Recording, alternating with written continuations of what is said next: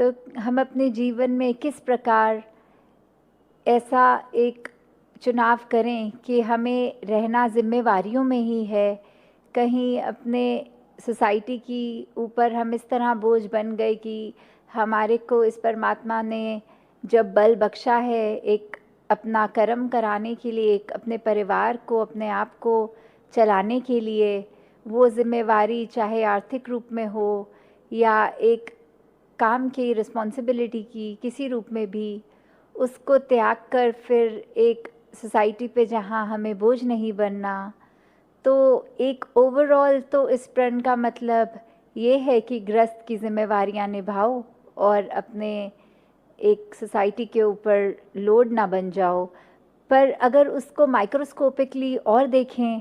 कि कैसे हम काफ़ी बार एक अपने घर में ही रह रहे होते हैं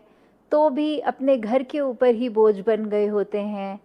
कि हम अपनी जिम्मेवारियां, अपने कर्तव्य नहीं निभा रहे ठीक से। कि एक अगर बच्चे का ही एग्जाम्पल देखें तो काफ़ी बार एक अगर फैमिली यूनिट होने के लिए एक अपना रूम ठीक से ही बना दिया, या कुछ अगर मदर फादर जो भी हेल्प कर रहे हैं किचन में, अगर कुकिंग हो रही है तो साथ में वो बच्चे ने अपने एंड से सिर्फ प्लेट्स लगा दी। तो ऐसे छोटी उम्र से ही जब वो रिस्पॉन्सिबिलिटी का एहसास हो जाता है कि कैसे अगर घर में कुछ हो रहा है साफ़ सफाई तो अपना योगदान किस तरह दें। तो बहुत बार वो चॉइस भी होती है कि हम अपनी इनकन्वीनियंस खुद ही कॉज कर लेते हैं, क्योंकि ऐसी चॉइसेस बनाई होती हैं हमने कि ये अपनाएंगे तो उसका अंजाम ये, और उसी को हम आराम से समय को काट सकते हैं ऐसी कोई चीज़ ना देखते हुए जो हमें तंग करे। तो संसार में तो बहुत डिस्टर्बिंग चीज़ें एक एक पल पे हमारे जीवन में ऐसी चीज़ें आती ही रहेंगी जो डिस्टर्ब करेंगी, पर फिर चॉइस अपनी कैसे खुद को स्थिर करना है। और वो तरीका भी बहुत आसान, इस परमात्मा से जुड़ के ही स्थिरता पॉसिबल है, क्योंकि मटीरियलिस्टिक चीज़ों ने तो आज सुख भी वही, आज दुख भी वही, वस्तु भी वही, आते भी रहना है जाते भी रहना है। तो परमात्मा ही एक आधार, और इसी का रास्ता सेवा सुमिरन सत्संग को सही एक मायने में करते जाएंगे तो फिर अपने जीवन में हम स्थिरता, एक सहज जीवन को ही अपना पाएंगे। वो सिर्फ कोई मदद रूप नहीं हो गई, वो कोई हेल्प नहीं हो गई, वो कोई ऐसी चीज़ नहीं कि किसी की ज़रूरत थी और हमारे पास क्षमता थी, हमने वो ज़रूरत पूरी कर दी। नहीं, अब जो वो सेवा भाव मन का बन जाता है वो एक हर समय की अवस्था है। वो सेवा भाव भी कि सिर्फ ज़रूरत आने पे नहीं, हम तो इस परमात्मा को तन मन धन समर्पित कर चुके हैं, तो ये सेवा भाव 24 घंटों का है। जब भी अगर कोई ज़रूरत है नहीं है तो भी एक भक्त हमेशा एवर रेडी होते हैं। मन के वो भाव उनके 24 घंटे के ही होते हैं कि किस तरह ये परमात्मा की बनाई रचना, ये इंसान जिसमें ये परमात्मा का अंश आत्मा हर समय ही है, तो कैसे वहाँ पे भी एक सेवाएं की जाएं हर एक के लिए। किस तरह से उनके दर्द की भी आज जो बात हो रही थी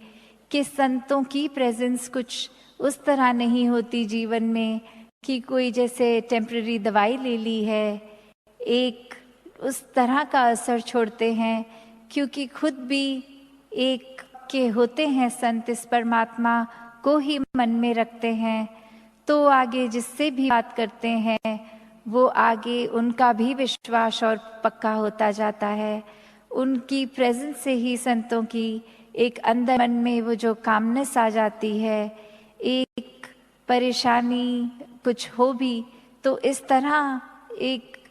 साथ देते हैं संत कि वो दर्द सिर्फ वो एम्पैथी रूप का ही नहीं समझते, पर साथ ही एक परमात्मा से जोड़ के वो दर्द का हल भी हो जाता है। और अगर कोई हल नहीं भी है तो इस तरह सोच को ले जाते हैं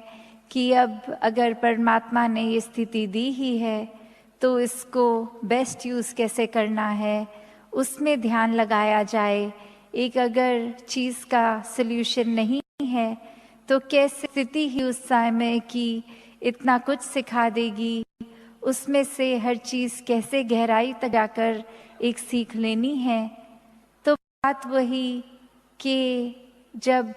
एक हम एग्जाम्पल भी सदगुरु बाबा हरदेव सिंह जी महाराज जो देते थे कि जैसे ऑरेंज को हिंदी में संतरे बोलते हैं, तो अगर कोई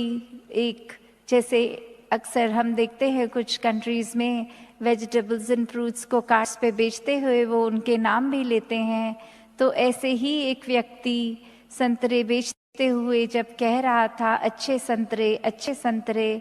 तो वहीं वो शब्द सुन के एक ऐसे भाव मन के कि अच्छे संग तरे, कि कैसे जो पक्कों का संग होता है, जो अच्छों का संग होता है, उनके साथ अगर हम जुड़ जाते हैं तो उनके संग हम भी तैर जाते हैं, हम भी तर जाते हैं, ये भवसागर पार हो जाता है। तो कैसे जब भी एक सत्संग करने का मौका मिलता है उसको टेकन फॉर ग्रांटेड ना लिया जाए, क्योंकि ये भाव, ये परमात्मा का जुड़ाव, ये आसपास संतों का होना, उनकी चरण रज लेना, तो कैसे वो भाव सिर्फ एक उस तरह के नहीं कि अभी घर परिवार के कुछ उलझनों से बचने के लिए एक टेम्पररी रिलीफ चाहिए